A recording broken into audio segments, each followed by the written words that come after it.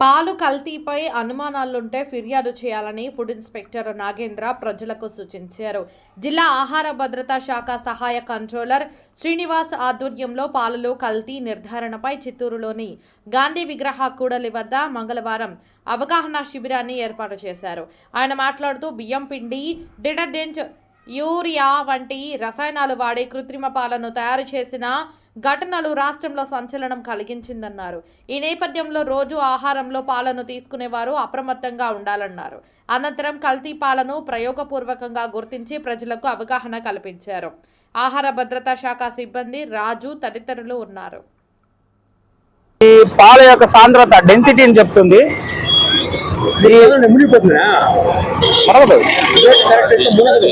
అదే చూపిస్తుంది.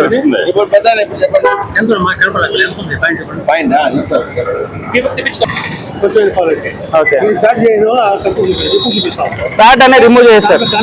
మీకు ఇక్కడ చూసారు కదా వాల్యూస్, లాక్టోమీటర్ రీడింగ్స్ 20 నుంచి 30, 20 నుంచి 30 అంటే కౌ మిల్క్, 30 నుంచి 32 అంటే బఫెల్లో మిల్క్, 35 నుంచి 37 అంటే స్కిమ్డ్ మిల్క్. ఇప్పుడు మనకి 35 దాటి 37 దాటింది కాబట్టి స్కిమ్డ్ మిల్క్ అంటే దీంట్లో వెన్న అనేది తీసేశారు. అది ఇంకా తక్కువ ఉందంటే మనకి నీళ్లు ఉన్నాయని అర్థం. ఇంకా ఎక్కువ స్కిమ్డ్ మిల్క్ అంటే ఎక్కువ ఉందనేసి, అంటే పాలు కల్తీ జరిగిందనేసి ఈ విధంగా తెలుసుకోవచ్చు.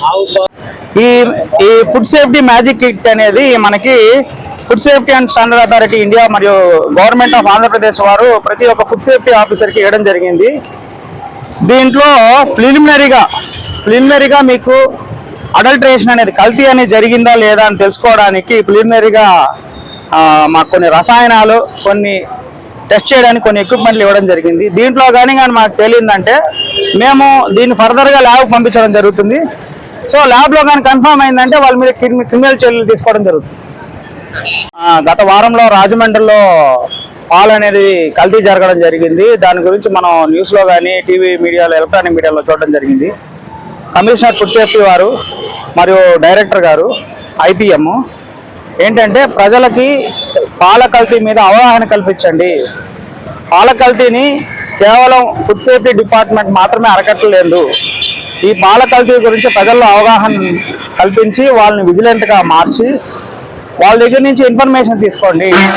పాల కల్తీని రూట్ లెవెల్ నుంచి అరికట్టాలనేసి ఈ పాల కల్తీ పైన అవగాహన సదస్సుని నిర్వహించమనేసి కమిషనర్ గారు ఆదేశించడం జరిగింది.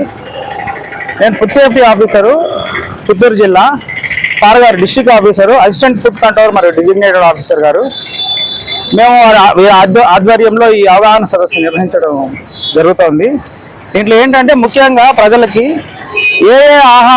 ఏ పదార్థాలతో పాలని కల్తీ చేయొచ్చు, పాలని మీరు డైరెక్ట్గా ఎలా కల్తీ జరగడాన్ని మీరు ఎలా గుర్తించవచ్చు, ఇప్పుడు సపోజ్ మిల్క్ పౌడర్ కలిపినా, షుగర్ కలిపినా, సాల్ట్ కలిపినా కూడా మీరు ఎలా తెలుసుకోవచ్చు అనేది వాళ్ళకి చెప్పడం జరిగింది.